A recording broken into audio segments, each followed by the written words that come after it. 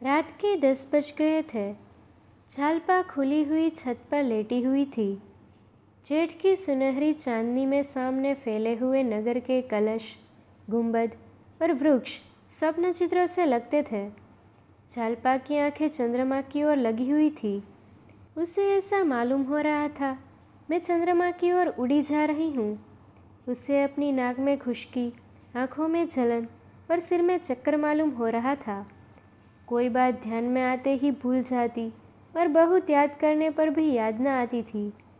एक बार घर की याद आ गई, रोने लगी। एक ही क्षण में सहेलियाँ याद आ गई और हंसने लगी। सहसा रमानाथ हाथ में एक पोटली लिए मुस्कुराता हुआ आया और चारपाई पर बैठ गया। झालपा ने उठकर पूछा, पोटली में क्या है? रमानाथ, बुझ जाओ तो जानू। झालपा, हंसी का गोलगप्पा है, यह कहकर हंसने लगी। रमानाथ, मतलब? झालपा, नींद की गठरी होगी। रमानाथ, मतलब? झालपा, तो प्रेम की पिटारी होगी।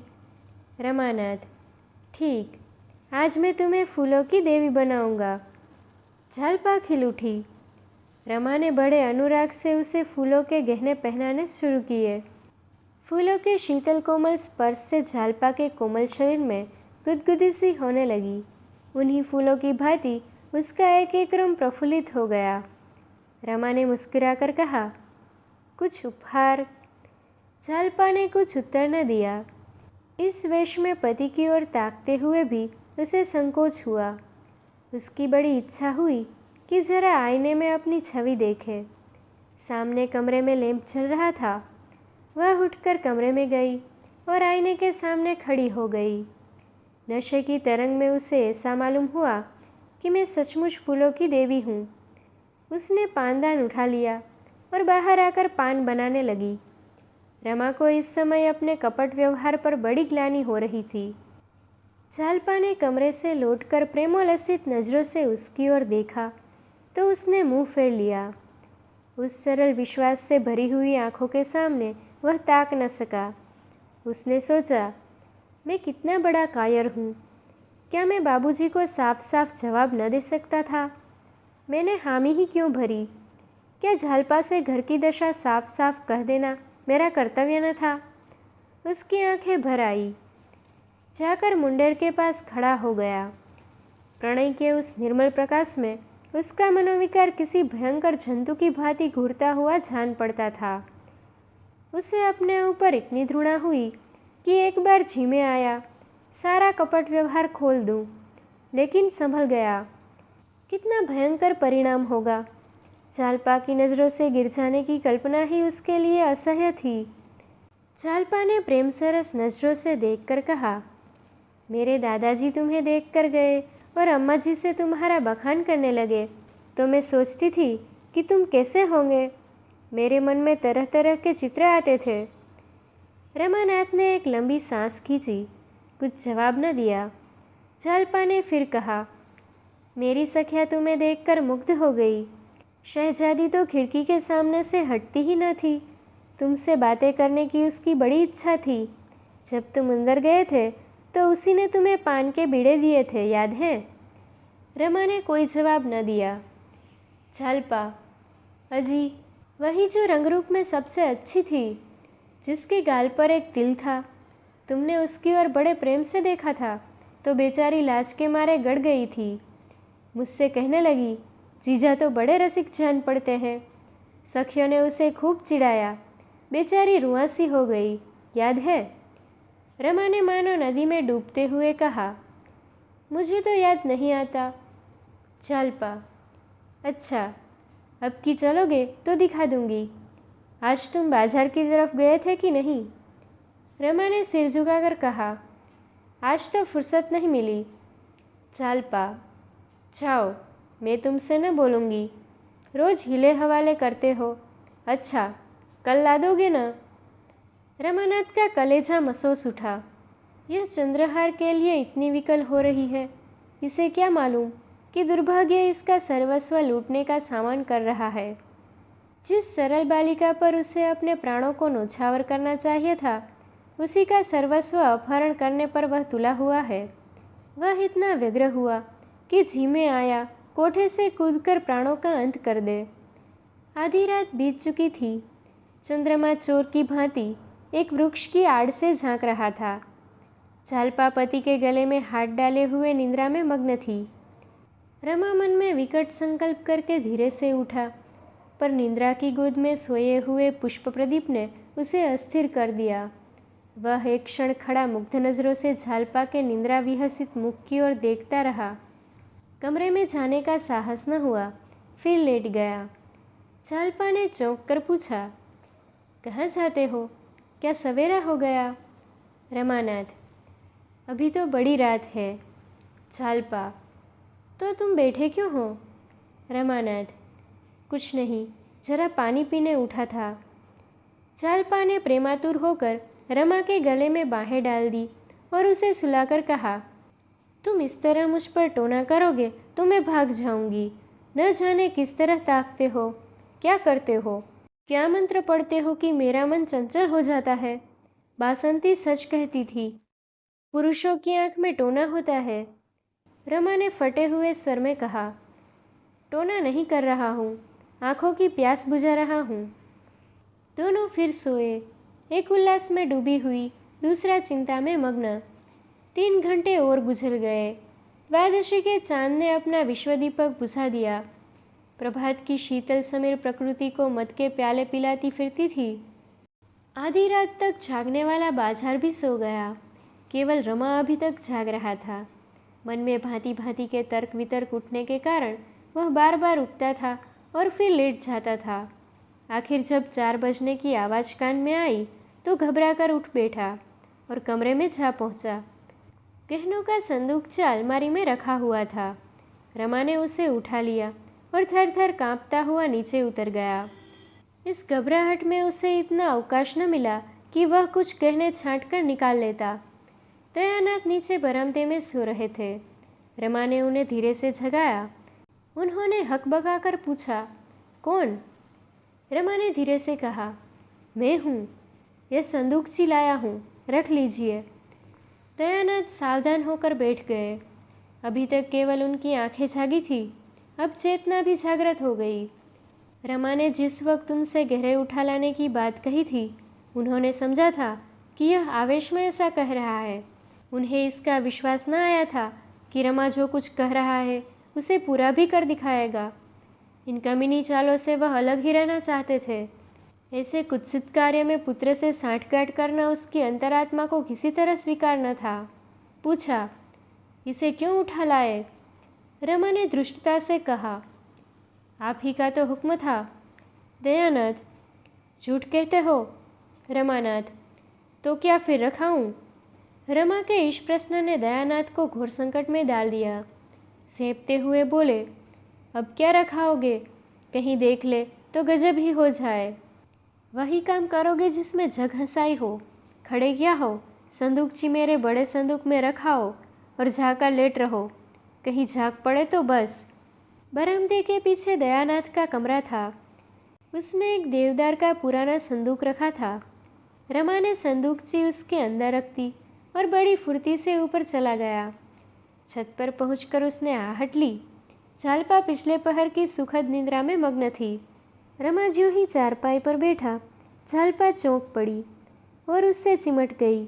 रमा ने पूछा, क्या है, तुम चौंक क्यों पड़ी?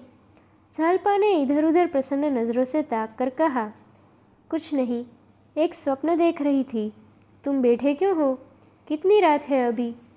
रमा ने लेटते हुए कहा, सवेरा हो रहा है। क्या स्वप्न देखती थी?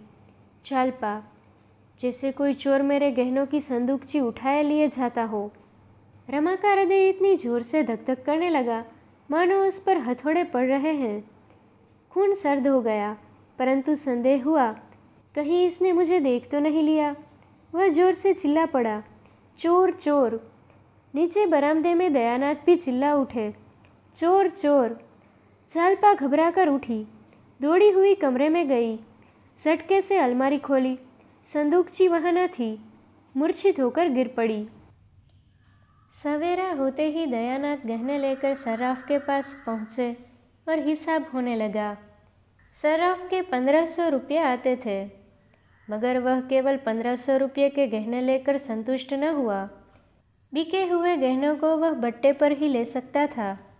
बिकी हुई चीज़ कौन वापस लेता है? रोकड़ पर दिए होते तो दूसरी बात थी। इन चीज़ों का सौदा तो हो चुका था। उसने कुछ ऐसी व्यापारिक सिद्धांत की बातें की। दयानाथ को कुछ ऐसा शिकंजे में कसा कि बेचारे को हाँ हाँ करने के सिवा और कुछ न सूझा। दफ्तर का बाबू चतुर दुकानदार से क्या पेश पाता। 1500 रुपये में 2500 रुपये के गहने भी चले गए, ऊपर से 50 रुपये और बाकी रह गए। इस बात पर पिता पुत्र में कई दिन तक खूब वाद विवाद हुआ। दोनों एक दूसरे को दोषी ठहराते रहे। कई दिन आपस में बोलचाल बंद रही, मगर इस चोरी का हाल गुप्त रखा गया। पुलिस को खबर हो जाती तो भंडा फूट जाने का भय था। झालपा से यही कहा गया था कि माल तो मिलेगा नहीं, व्यर्थ का झंझट भले ही होगा। झालपा ने भी सोचा, जब माल ही न मिलेगा तो रपट व्यर्थ क्यों की जाए। झालपा को गहनों से जितना प्रेम था उतना कदाचित संसार की किसी और वस्तु से न था। और उसमें आश्चर्य की कौन सी बात थी? जब वह 3 वर्ष की अबोध बालिका थी, उस वक्त उसके लिए सोने के चूड़े बनवाए गए थे। दादी जब उसे गोद में खिलाने लगती तो गहनों की ही चर्चा करती। तेरा दूल्हा तेरे लिए बड़े सुंदर गहने लाएगा, ठुमक ठुमक कर चलेगी। झालपा पूछती, चांदी के होंगे कि सोने के दादी जी? दादी कहती, सोने के होंगे बेटी, चांदी के क्यों लाएगा? चांदी के लाए तो तुम उठाकर उसके मुंह पर पटक देना। मानकी छेड़कर कहती, चांदी के तो लाएगा ही, सोने के उसे कहाँ मिलेंगे। झालपा रोने लगती। इस पर बूढ़ी दादी, मानकी, घर की मेहरियाँ, पड़ोसने और दीनदयाल सब हंसते। उन लोगों के लिए यह विनोद का अशेष भंडार था। बालिका जब जरा और बड़ी हुई तो गुड़ियों के ब्याह करने लगी। लड़के की ओर से चढ़ावे जाते, दुल्हन को गहने पहनाती, टोली में बैठाकर विदा करती। कभी कभी दुल्हन गुड़िया अपने गुड्डे दूल्हे से गहनों के लिए मान करती। गुड्डा बेचारा कहीं न कहीं से गहने लाकर स्त्री को प्रसन्न करता। उन्हीं दिनों बिसाती ने उसे वह चंद्रहार दिया जो अब तक उसके पास सुरक्षित था। जरा और बड़ी हुई तो बड़ी बूढ़ियों में बैठकर गहनों की बातें सुनने लगी। महिलाओं के उस छोटे से संसार में इसके सिवा और कोई चर्चा ही न थी। किसने कौन कौन गहने बनवाए, कितने दाम लगे, ठोस है या पोले, चढ़ाऊ है या सादे, किस लड़की के विवाह में कितने गहने आए, इन्हीं महत्वपूर्ण विषयों पर नित्य आलोचना प्रत्यालोचना टीका टिप्पणी होती रहती थी। कोई दूसरा विषय इतना रोचक, इतना ग्राह्य हो ही नहीं सकता था। इस आभूषण मंडित संसार में पली हुई झालपा का यह आभूषण प्रेम स्वाभाविक ही था। महीने भर से ऊपर हो गया, उसकी दशा ज्यों की त्यों है। न कुछ खाती पीती है, न किसी से हंसती बोलती है। खाट पर पड़ी हुई शून्य नज़रों से शून्याकाश की ओर ताकती रहती है। सारा घर समझाकर हार गया, पड़ोसने समझाकर हार गई, दीनदयाल आकर समझा गए, पर झालपा ने रोक सया न छोड़ी। उसे अब घर में किसी पर विश्वास नहीं है, यहाँ तक कि रमा से भी उदासीन रहती है। वह समझती है सारा घर मेरी उपेक्षा कर रहा है, सब के सब मेरे प्राण के ग्राहक हो रहे हैं।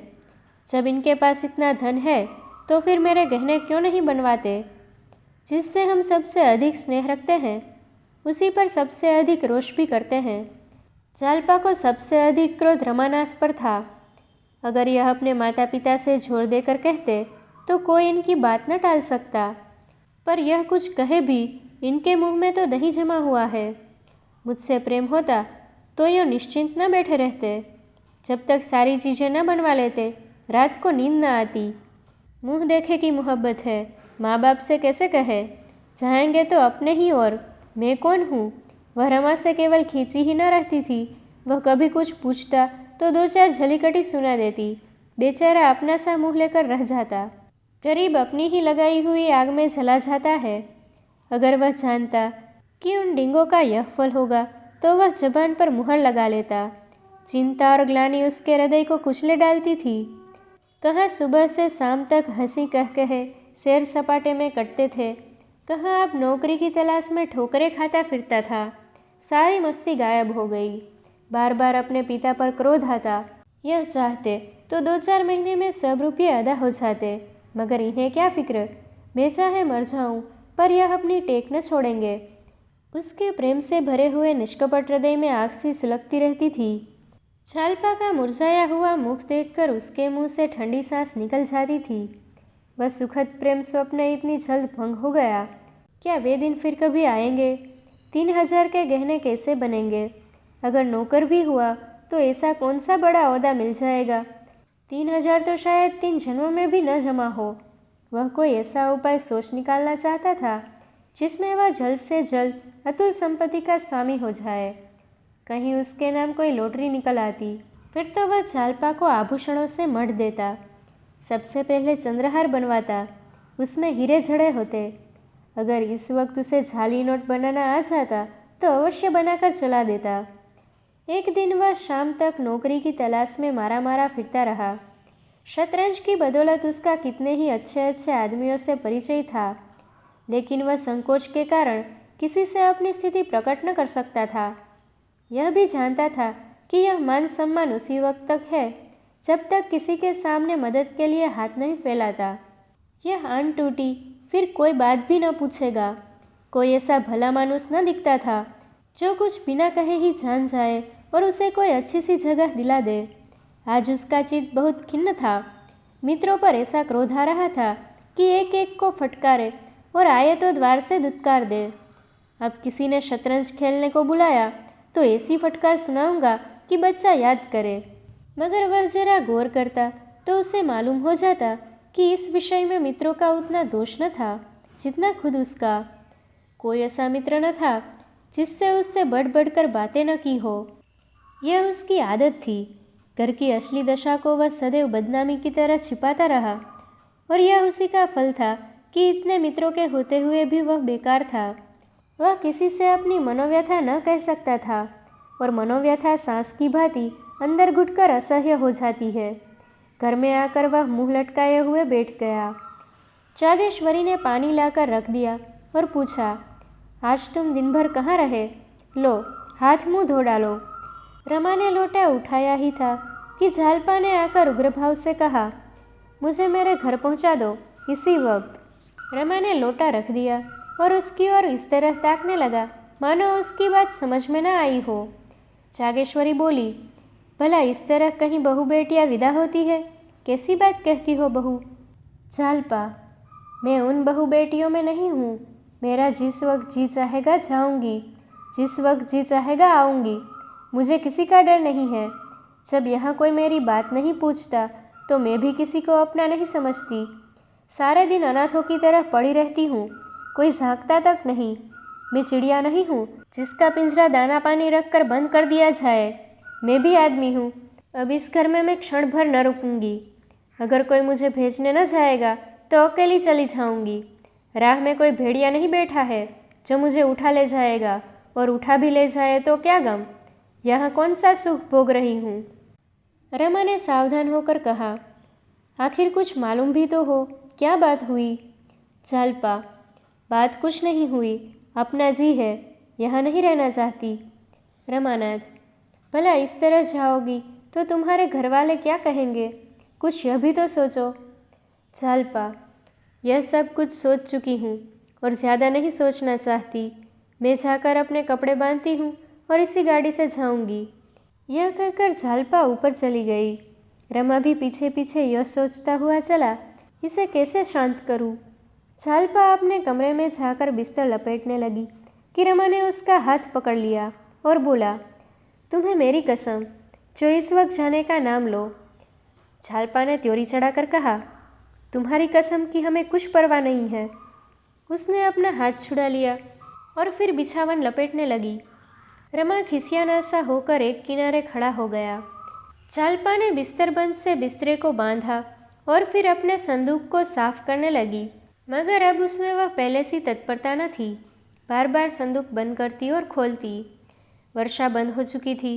केवल छत पर रुका हुआ पानी टपक रहा था। आखिर वह उसी बिस्तर के बंडल पर बैठ गई और बोली, तुमने मुझे कसम क्यों दिलाई? रमा के हृदय में आशा की गुदगुदी हुई।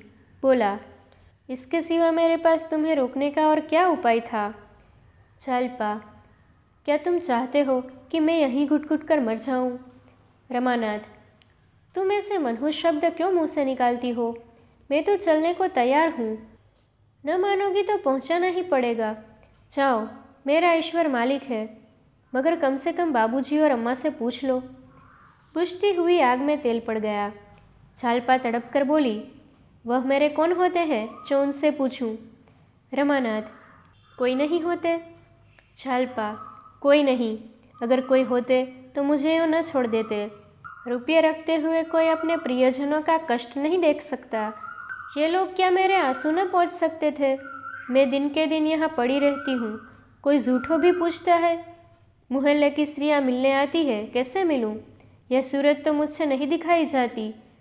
न कहीं आना न जाना, न किसी से बात न चीत, ऐसे कोई कितने दिन रह सकता है? मुझे इन लोगों से अब कोई आशा नहीं रही। आखिर 2 लड़के और भी तो है, उनके लिए भी कुछ जोड़ेंगे कि तुम ही को दे दे। रमा को बड़ी बड़ी बातें करने का फिर अवसर मिला। वह खुश था कि इतने दिनों बाद आज उसे प्रसन्न करने का मौका तो मिला। बोला, प्रिय, तुम्हारा ख्याल बहुत ठीक है। जरूर यही बात है, नहीं तो 2,500-3 हज़ार उनके लिए क्या बड़ी बात थी। 50,000 बैंक में जमा है। दफ्तर तो केवल दिल बहलाने चाहते हैं। चालपा, मगर है मक्खी चूस परले सिरे के। रमानाथ, मक्खी चूस न होते तो इतनी संपत्ति कहाँ से आती? चालपा, मुझे तो किसी की परवाह नहीं है जी। हमारे घर किस बात की कमी है? दाल रोटी वहाँ भी मिल जाएगी। 2-4 सखी सहेलियाँ हैं, खेत खलिहान है, बाग बगीचे हैं, जी बहलता रहेगा। रमानाथ, और मेरी क्या दशा होगी? जानती हो, धुल धुल कर मर जाऊँगा। जब से चोरी हुई, मेरे दिल पर जैसी गुजरती है वह दिल ही जानता है। अम्मा और बाबूजी से एक बार नहीं, लाखों बार कहा, जोर देकर कहा कि 2-4 चीज़ें तो बनवा ही दीजिए, पर किसी के कान पर जू तक न रेंगी। न जाने क्यों मुझसे आंखें फेर ली। चालपा, जब तुम्हारी नौकरी कहीं लग जाए तो मुझे बुला लेना। रमानाथ, तलाश कर रहा हूँ, बहुत जल्द मिलने वाली है। हजारों बड़े बड़े आदमियों से मुलाकात है। नौकरी मिलते क्या देर लगती है। हाँ, जरा अच्छी जगह चाहता हूँ। चालपा, मैं इन लोगों का रुख समझती हूँ। मैं भी यहाँ अब दावे के साथ रहूँगी। क्यों किसी से नौकरी के लिए कहते नहीं हो? रमानाथ, शर्म आती है किसी से कहते हुए। चालपा, इसमें शर्म की कौन सी बात है? कहते शर्म आती हो तो खत लिख दो। रमा उछल पड़ा। कितना सरल उपाय था, और अभी तक यह सीधी सी बात उसे न सूझी थी। बोला, हाँ, यह तुमने बहुत अच्छी तरकीब बतलाई, कल जरूर लिखूँगा। चालपा, मुझे पहुँचा कर आना तो लिखना, कल ही थोड़े लौट आओगे। रमानाथ, तो क्या तुम सचमुच जाओगी? तब मुझे नौकरी मिल चुकी और मैं खत लिख चुका। इस वियोग के दुख में बैठकर रोऊंगा कि नौकरी ढूंढूंगा? नहीं, इस वक्त जाने का विचार छोड़ो। नहीं तो सच कहता हूँ, मैं कहीं भाग जाऊंगा। मकान का हाल देख चुका। तुम्हारे सिवा और कौन बैठा हुआ है जिसके लिए यहाँ पड़ा सड़ा करूँ? हटो तो जरा, मैं बिस्तर खोल दूँ। चालपा ने बिस्तर पर से जरा खिसक कर कहा, मैं बहुत जल्द चली आऊँगी। तुम गए और मैं आई। रमा ने बिस्तर खोलते हुए कहा, जी नहीं, माफ़ कीजिए, इस धोखे में नहीं आता। तुम्हें क्या, तुम तो सहेलियों के साथ विहार करोगी, मेरी खबर तक न लोगी और यहाँ मेरी जान पर बनावेगी। इस घर में फिर कैसे कदम रखा जाएगा? चालपा ने एहसान जताते हुए कहा, आपने मेरा बंधा बंधाया बिस्तर खोल दिया, नहीं तो आज कितने आनंद से घर पहुँच जाती। शहजादी सच कहती थी, मर्द बड़े टोन्हे होते हैं। मैंने आज पक्का इरादा कर लिया था कि चाहे ब्रह्मा भी उतर आए मैं न मानूंगी, पर तुमने 2 ही मिनट में मेरे सारे मंसूबे चौपट कर दिए। कल खत लिखना जरूर, बिना कुछ पैदा किए अब निर्वाह नहीं है। रमानाथ, कल नहीं, मैं इसी वक्त जाकर 2-3 चिट्ठियाँ लिखता हूँ।